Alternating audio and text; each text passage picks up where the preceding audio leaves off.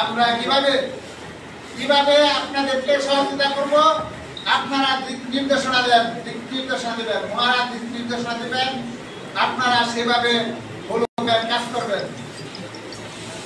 আমরা এখানে কমিটি উল্লেখ আছে যে 3 মাসের মধ্যে কমিটি করতে হবে। আমাদের যেহেতু আগামী ফেব্রুয়ারিতে নির্বাচন চলে আসছে, আপনারা 3 মাসের অপেক্ষা করবেন না।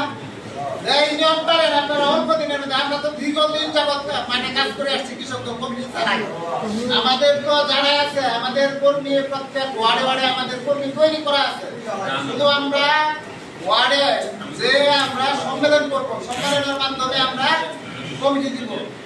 আমরা ইউনিয়ন বিএনপিকে দাওয়াত, ইউনিয়ন বিএনপির আহ্বায়ককে দাওয়াত দিবেন, ওনাকে প্রধান অতিথি রাখবেন। আমরা যদি পারি আমরা আমাদের থানা থেকে আমাদের প্রতিনিধি দিব, ওনারাও অতিথি হিসাবে থাকবেন। আপনারা অল্প সময়ের ভিতরে চেষ্টা করবেন, যত অল্প সময়ের ভিতরে যারা কমিটি করতে পারবে তাদেরকে আমরা কৃষক উপজেলা কৃষক দলের পক্ষ থেকে ব্যাপক ধন্যবাদ দিব আপনাদের।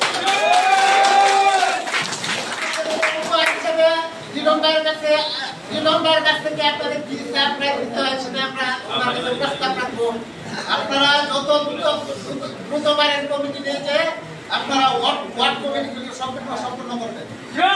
আপনারা প্রত্যেক ওয়ার্ড কমিটি সম্পন্ন করার পরে এবং এর সাথে সাথে আরেকটা বিষয় কাজ করবেন যে আমরা কিভাবে সংগঠন শক্তিশালী হবে, লিটন ভাইয়ের হাত শক্তিশালী হবে, আমাদের বুট কেমনে বাড়বে সেই লক্ষ্যে আমাদের কাজ করতে হবে। প্রতিদিনই আমাদের মানুষকে দাওয়াত দিতে হবে, একদম প্রতিদিনের বাড়িতে উঠান বৈঠক করতে হবে।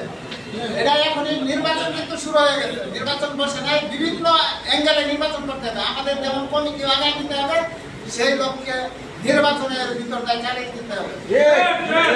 সংগ্রামী ভাইরা, আপনারা দীর্ঘদিন যাবত বলতে গেলে প্রায় 3 বছর যাবত আমাদের সাথে কাজ করে আসছেন। আমরা কৃষক সমাবেশ করেছি, আমরা কর্মী সম্মেলন করেছি। কৃষক আজকে আমার খুব ভালো লাগছে, সেই জন্য আমরা কৃষক দলটারে মনে হয় কিছু দাঁড় করতে পেরেছি।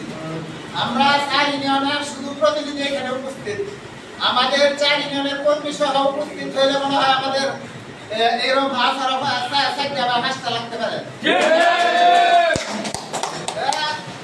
আমরা আশা করব